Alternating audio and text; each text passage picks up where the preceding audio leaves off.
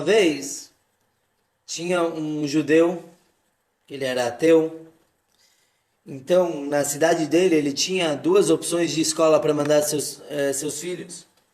A escola judaica e a escola ortodoxa cristã. Então ele não teve dúvida, ele falou, judaísmo em casa de jeito nenhum, já basta eu ser judeu, não quero nada de judaísmo. Então ele mandou a filha para a escola cristã. No final do primeiro dia de aula, ela voltou feliz para casa, foi uma experiência legal. E aí o pai perguntou, filhinha, o que você aprendeu hoje? Então ela começou a falar, aprendi que tem a trindade, pai, filho, etc.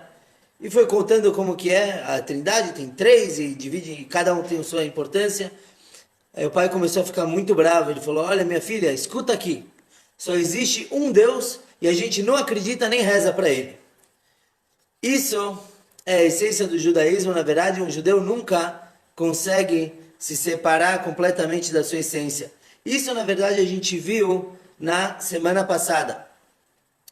A gente está estudando sobre a frase que vamos mencionar no Rosh Hashanah, no Yom Kippur, o Teshuvah, o Tefillah, o Tzedakah, Mavirim et Roa Gezerah, as três coisas que anulam um mau decreto, Teshuvah, Tefillah e Tzedakah. Teshuvah a gente viu semana passada, que é um retorno à origem, e Tefillah, hoje a gente vai aprender sobre de que se trata. Geralmente a gente vê a tradução de Tefillah como reza, oração. Mas na verdade, se a gente olhar de onde vêm essas palavras, a raiz dela, reza e oração tem a ver muito com falar ou pedir. E no entanto, Tefillah não é nada disso. A gente está acostumado a ler, tanto que se a gente pegar o Mahzor, traduzido lá em Tefillah vai estar reza.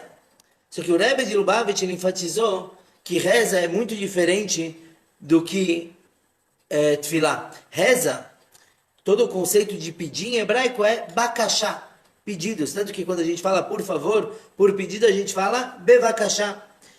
Tefillah não tem nada a ver com isso, ou melhor, não é que não tem nada a ver, mas pedidos são apenas parte de Tefillah. Na realidade, Tefillah não tem uma tradução exata.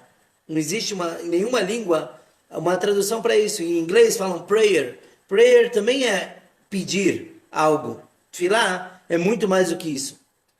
Tefillah é uma conexão com Hashem. É algo muito, muito forte. Existiam os Hassidim, grandes pessoas muito elevadas, que o momento da reza era perigo de vida para eles. Por quê? Porque no momento da reza, perdão por usar a palavra reza, mas é como a gente costuma traduzir, mas no momento da Tefillah, eles buscavam se elevar tanto e se unir tanto com Hashem, que a alma podia ir embora dos seus corpos. Por exemplo, tinha o Reburi de Strelisk, que antes de rezar de manhã, ele se despedia da família, ele passava orientações do que fazer, caso ele viesse a falecer no meio da reza. Tinha o Reb Mendel de Linsk, que ele tinha uma coisa muito interessante chamado de Nishmat Cookies. O que é Nishmat Cookies? Quando ele rezava no Shabbat, no meio da reza tem um trecho chamado Nishmat Kol Chai. Belíssimo, vale muito a pena ler a tradução. E fala sobre como nós devemos louvar a Deus e como, por mais que possamos fazer, jamais vamos alcançar o que Deus realmente merece. É muito, muito bonito. E naquele momento, muitas vezes ele vinha desmaiar. Ele desmaiava de tão emocionado. Então davam para ele um Nishmat Cookies, uma bolachinha, para ele se acalmar. O momento da Tefillah é um momento de tanta elevação que a alma tende a deixar o corpo. Depende do nível da pessoa. Quando a gente vai numa sinagoga, a gente vê que está todo mundo balançando. Por que é isso? Porque é o momento que a alma começa a vibrar. A alma é como a chama num pavio. E a chama, o fogo, o que ele mais quer é se separar da matéria, se separar do pavio. O contrário da água, que toda a força da água é descer, não importa onde ela está, ela sempre vai tentar descer. O fogo é exatamente o contrário. Ele busca retornar à sua origem, que é elevada, então ele está o tempo todo tremendo, se balançando para deixar a matéria. Apenas o pavio não deixa ele ir embora. A mesma coisa com a alma. A alma também busca deixar o corpo. E Baruch Hashem, Hashem criou de forma tal que o corpo segura a alma. Embora já houveram exceções, pessoas que cantando um nigun, uma música hassídica muito poderosa, ou numa reza, realmente suas almas deixaram seus corpos. O momento da tefilá não é... Perdão pelo que eu vou falar, mas o momento da tefilá não importa tanto as palavras. A gente tem o Sidur, temos o Mahzor, a gente lê dali vários capítulos e palavras, mas a tefilá é muito mais do que meras palavras. A tefilá, como a gente falou, é uma conexão, é se conectar com Deus. Uma vez, o Rebbe Levi Yitzhak de Berditchev estava rezando na sua sinagoga, quando de repente ele sinalizou para que todos parassem de rezar. Todo mundo achou estranho. Passaram 10 minutos, e aí o Rebbe Levi deu ordem para que continuassem a tefilá. Depois do término, ele explicou por que aconteceu isso. Ele falou que no momento da reza, no momento da tefilá, tinha um pastor muito ignorante, um rapazinho judeu, que a única coisa que ele sabia era o alfabeto, o Aleph Bet. E ele estava num momento muito emocionado, ele queria se conectar com Deus, queria rezar, queria fazer tefilá, mas ele não sabe rezar. Ele só sabia o alfabeto. Então ele começou a recitar com todo o coração, com toda a intenção, Aleph, Bet, Vet, Gimel, começou a recitar todo o alfabeto, com muita emoção. Então o Rebbe Leivik, ele parou a reza, ele falou, eu parei a tefilá de todos, porque naquele momento Deus estava muito ocupado rearranjando as letras para formar palavras e uma tefilá completa. Quer dizer, a emoção daquele pastor já era o suficiente. Obviamente que daqui a gente tem que aprender o poder da nossa própria tefilá. A gente vai ver daqui a pouquinho. O momento da tefilá é quando a gente medita sobre a onipresença, a onipotência de Deus, como Ele cuida de tudo, como Ele criou seus vários mundos, seus miríades de anjos. E exatamente por isso é algo tão difícil. A reza, oração, tefilá, é muito, muito difícil. Porque no momento tão especial é quando o Yetzer Hará, o mau instinto, tenta atrapalhar a pessoa. Ele vai com pensamentos diversos para tirar a pessoa da sua concentração. E podem reparar, quanto mais elevado é o trecho que estamos recitando naquele momento, mais pensamentos virão e mais difíceis de contornar. Então no começo da tefilá, que são trechos muito leves, então vem pensamentos pequenos de o que eu comi, o que eu vou comer. E conforme vai se elevando na oração, na reza, os pensamentos começam a ficar mais preocupantes. Sejam relacionamentos, sejam problemas monetários, coisas que realmente atrapalham a pessoa.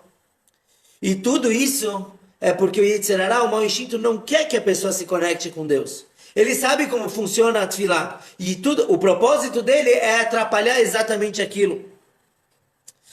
No Salmo 20, no Teilim Chaf, está escrito o seguinte: Ele vareche ve'ele basusim, vanachnu beshem Hashem Elokeinu nazkir. Quando a gente fala dos outros povos, está escrito que eles vão com carruagens e outros vão com cavalos, e nós lembramos o nome de Deus. Então se diz o seguinte, que um não-judeu, quando ele precisa viajar, ele pega a carroça, pega o cavalo, o carro, o avião, o que for. Um judeu, para ele viajar, basta ele abrir o Sidur e começar a rezar. Imediatamente começa a viajar, pensar e se desviar do que ele realmente tem que fazer naquele momento. Uma vez, numa sinagoga, estava lá um judeu rezando, e quando ele acabou sua oração, sua tefilá, veio o rabino e falou: bem-vindo de volta da sua viagem. O judeu falou: como assim? O rabino, que era muito sábio, ele falou: eu vi tudo o que você pensou. Você lida com mercadorias, e você hoje tinha que ir até a cidade de Minsk, levar sua mercadoria e vender, e eu vi na tua reza, você fez toda a viagem. Você pôs tudo na carroça, e foi para lá, e vendeu, e conseguiu tanto dinheiro, e voltou. Então agora eu estou te dando Baruch Habá, porque na tua reza, na tua oração, você já fez toda essa viagem. Exatamente por isso que é muito difícil se concentrar. Porque o Yetzer Hará vai fazer toda a viagem da pessoa, todo dia da pessoa corre perante seus olhos no momento da tefilá. Porque a única coisa que ele não quer fazer, pelo Yetzer Hará, pelo mau instinto, é recitar aquelas palavras e se conectar com Deus. Uma vez um Yehudi, ele estava devendo muito dinheiro para o seu poris, para o dono das suas terras. Ele alugava uma terra e sem querer, quando ele foi pagar, ele pagou a quantia errada, ele pagou menos do que ele devia. Então ele estava muito estressado, preocupado. Ele foi falar com o rabino o que ele podia fazer para resolver isso. O rabino falou, não se preocupa, o Poritz, ele não faz tefilá, então ele não vai ter tempo para pensar, fazer as contas se você pagou certo ou errado. É isso que a gente, sem querer, acaba fazendo durante a nossa tefilá. Exatamente pelo poder, pela elevação que tem na reza, pela elevação que acontece, que ocorre durante a nossa tefilá. Tá bom? Então, se o momento da tefilá é o momento de se elevar, vamos analisar a tefilá. O que está escrito no Sidur? A gente abre, temos a parte mais comprida da tefilá, é o Shemona Esrei, é a Amidá, é aquela reza que nós fazemos com os pés juntos, um pouquinho longa, inclusive Rosh Hashanah e Yom Kippur é muito mais longa. E se a gente analisar o que acontece na tefilá, é exatamente o contrário de tudo que a gente falou agora. Se a tefilá é para se conectar com Deus, se a tefilá é tudo sobre eu me elevar e me juntar com Ele, de repente eu olho no Sidur e o que eu mais tenho lá são pedidos. Do Shemona Esrei, daquela reza Amidá que a gente faz em pé, temos lá 19 bênçãos. Dessas 19, 3 são louvores para Deus, 3 são agradecimentos e 13 são pedidos. Então, de repente, eu estou falando em me elevar e tudo que eu faço é pedir para mim. Eu estou pedindo saúde, estou pedindo sabedoria, estou pedindo parnassá, sustento. Peraí, se eu estou me elevando, por que eu estou pedindo para mim mesmo?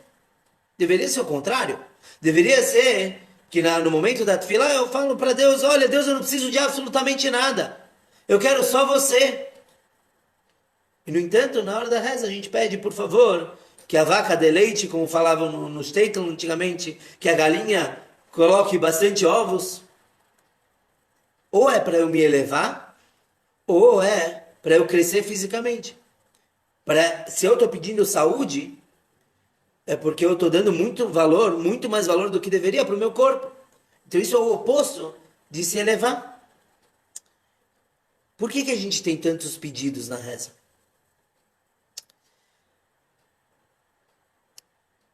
Quando a gente lê na Torá, a história dos nossos patriarcas, tem algo muito diferente nas nossas matriarcas.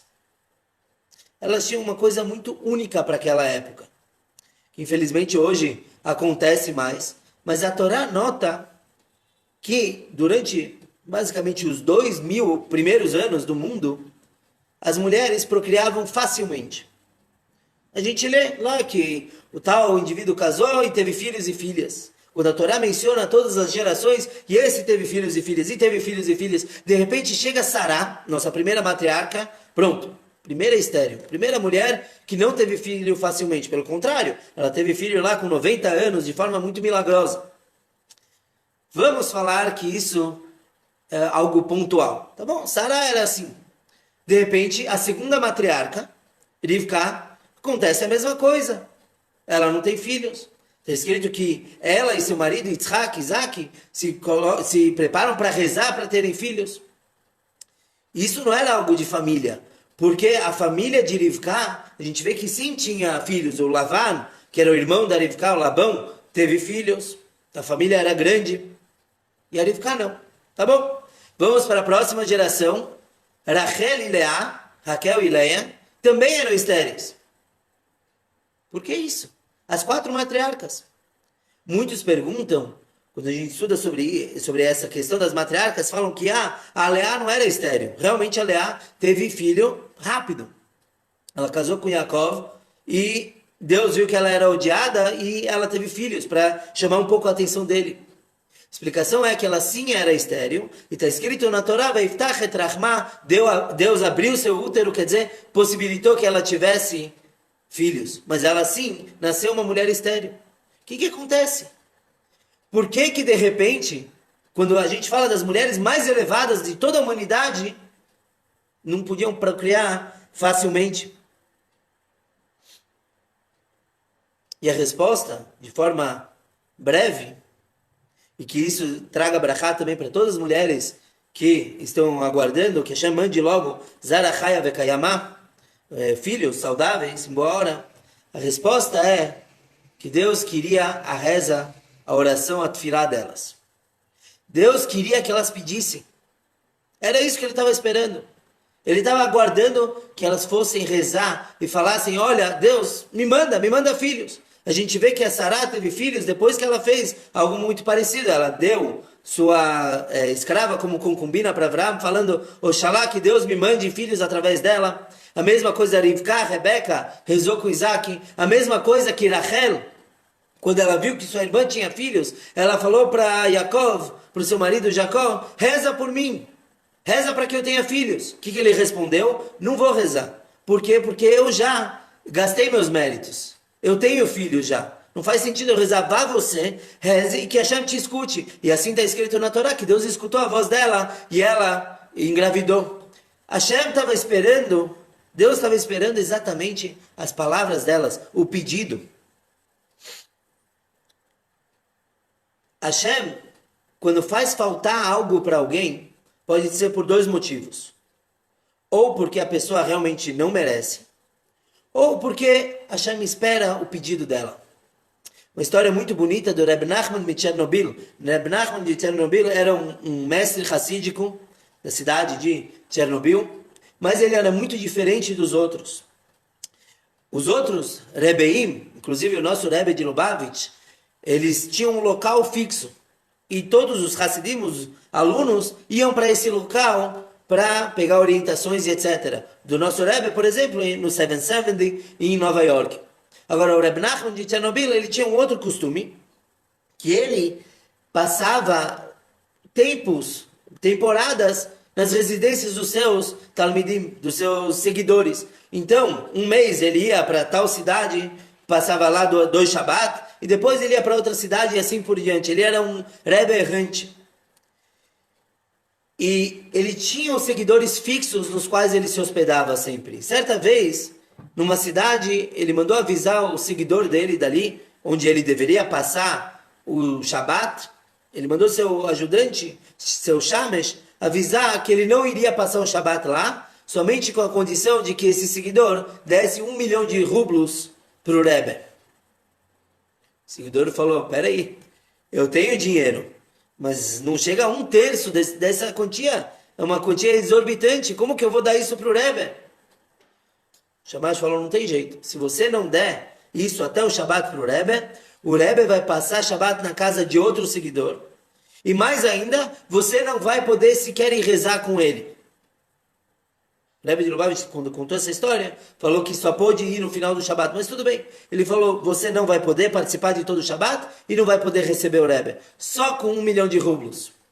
Esse Hassid, esse seguidor, ficou muito triste. Ele falou, como assim? O Rebbe nunca pediu dinheiro, para que ele precisa de dinheiro? Poxa, ele ficou muito chateado. Mas ele sabia que o Rebbe é uma pessoa muito justa. Então ele chorou para Hashem, por favor, Hashem me ajuda, mas não teve jeito. Chegou o Shabbat, o Rebbe foi para a casa de outra pessoa, e aquele seguidor sofreu o Shabbat todo, longe do seu Rebbe. Tá bom? A vida passa, o Rebbe foi embora para outra cidade, e ele também fazia negócios em outras cidades, ele foi embora. E quando ele voltou, 2 semanas depois, ele teve uma surpresa. A governanta da casa contou para ele que após sua partida para negócios, parou lá um batalhão do exército. Naquela época, o batalhão, quando ia passando pela cidade, se hospedava na casa das pessoas. E como a casa daquele Hassid era uma casa muito bela, então os oficiais do batalhão ficaram naquela casa. Quando eles foram embora, eles esqueceram uma caixa lá. Então, eles foram embora rápido, a governanta não sabia para onde eles foram. Então ela falou para o patrão, está aqui a caixa. Não sei o que fazer com isso.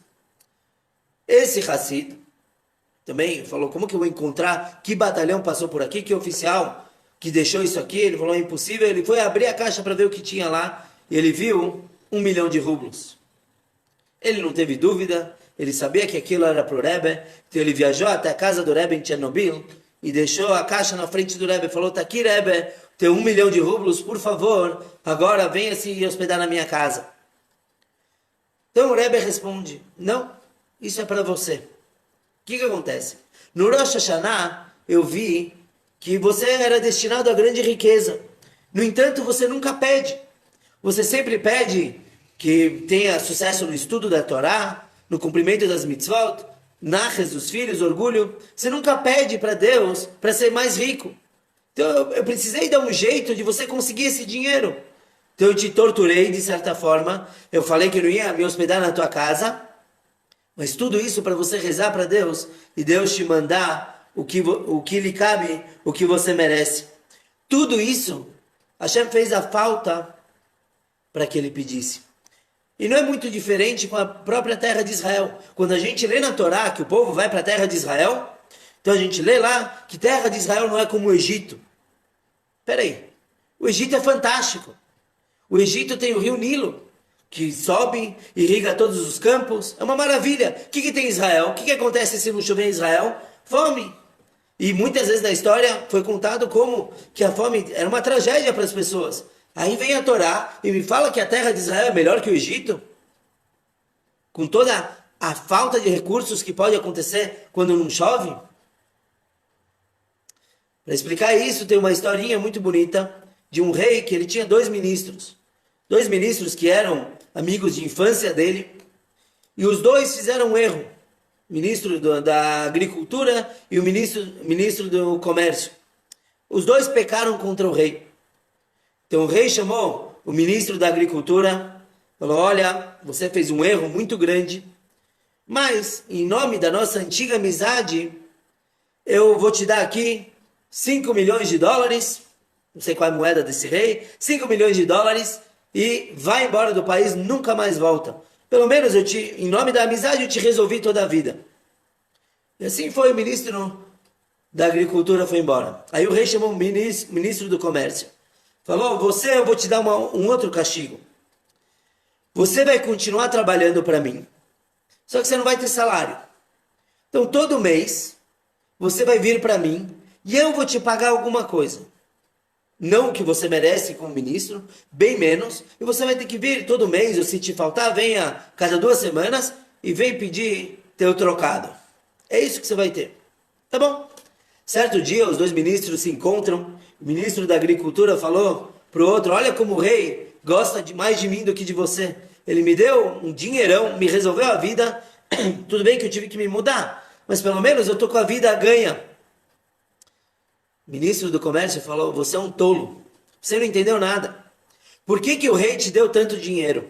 Não é porque ele gosta de você. É porque ele nunca quer te ver na vida dele. Ele quer te mandar embora, não quer mais ver tua cara. Então ele te resolveu a vida pela amizade, mas ele não quer mais te ver. Eu sou exatamente o contrário. Ele ainda me ama, ele gosta de mim. Então ele quer minha presença constantemente lá. Por isso que ele não me dá dinheiro para eu me afastar por muito tempo. Porque ele quer me ver a cada 2, 3 semanas. Isso é a terra de Israel. Por que na terra de Israel não chove? Não é porque Deus quer castigar ela de vez em quando. É porque ele quer que o judeu levanta de manhã e fala, Hashem, me manda chuva, por favor. À tarde, ele vai fazer a mesma coisa. E de novo à noite.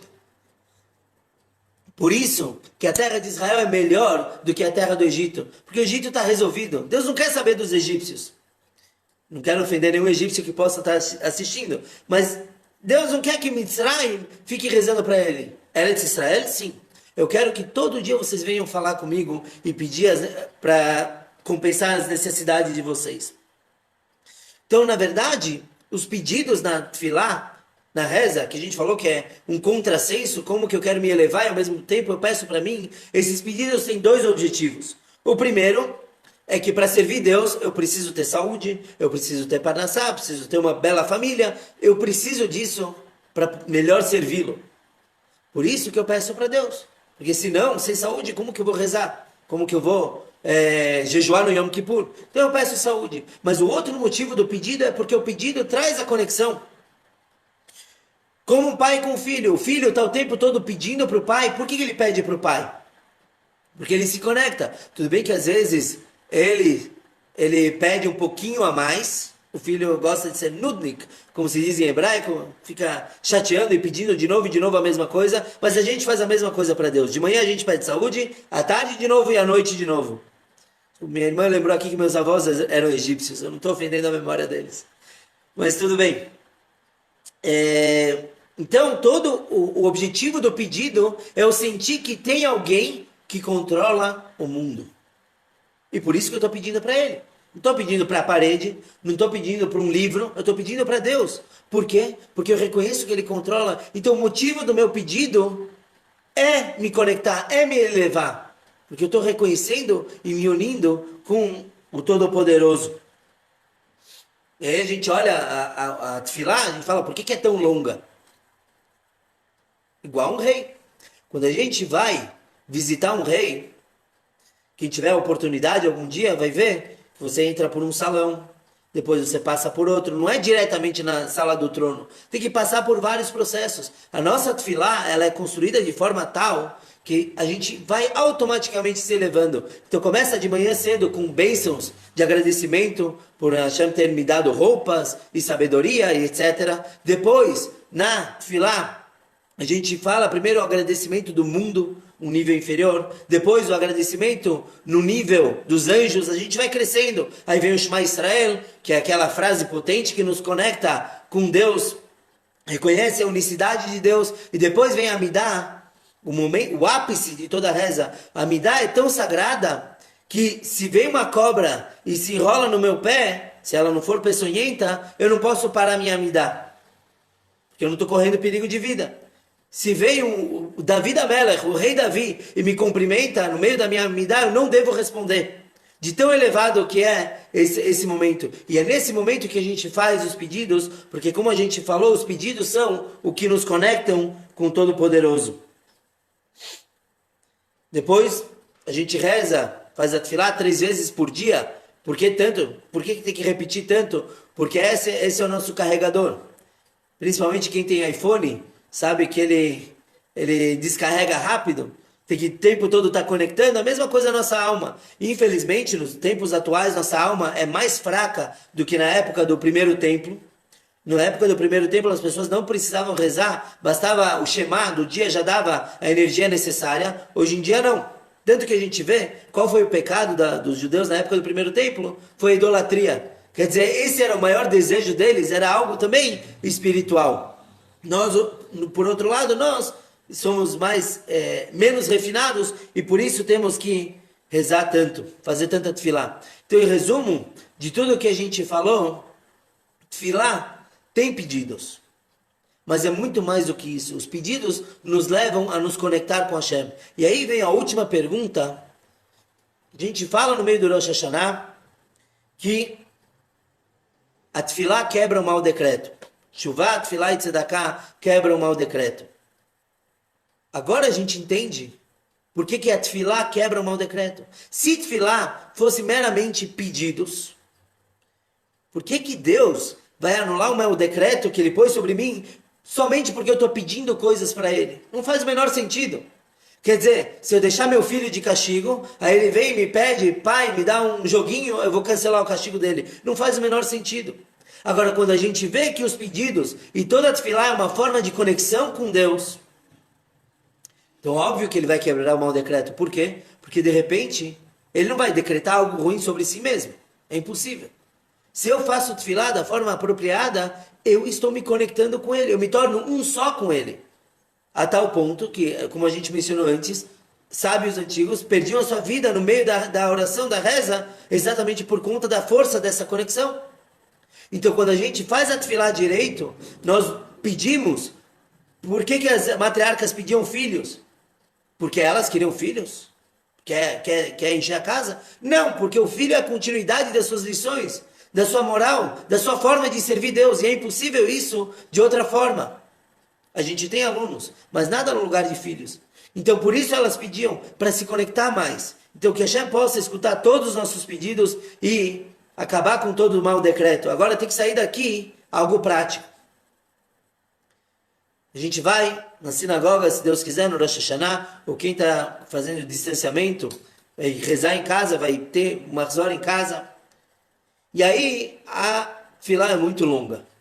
Pedir para que a pessoa se concentre em toda a tefilá é praticamente impossível. O Yetzer Hara, o mau instinto, tenta impedir. Então, o ideal é lembrar que tefilá não são palavras. Pode ser que nem o do pastor, falar o alfabeto. É pegar um trecho da tefilá, uma página, algo que me chamou a atenção, algo que eu gostei, e focar nele. O Hazan, o Rabino já estão lá na frente, já viraram 50 páginas enquanto eu estou virando uma, não tem problema, porque o foco aqui é a tua conexão com Deus, não são essas palavras. Deus não precisa de papagaio. Papagaio já tem na Amazônia, já tem em vários lugares. Deus quer conexão, então que a gente possa escolher um trecho, vale a pena fazer isso antes do Rosh Hashanah, escolher onde que a gente vai focar, cada um, o que lhe chamar a atenção, o que ele gostar mais, e falar para Deus, olha, eu estou me conectando com o Senhor. E pode ser em português também. Fala com ele como um filho fala com o seu pai, e que ele escute tudo o que a gente pedir, tudo o que a gente falar, e que o Shomei Tefilá, que aquele que escuta a Tefilá, responda da forma mais agradável possível, responda com Shana Tová Umetuká, um ano doce, um ano bom e doce, e com a maior doçura de todas, que é a vinda do Mashiach, brevemente em nossos dias. Shkoyach a todos que participaram,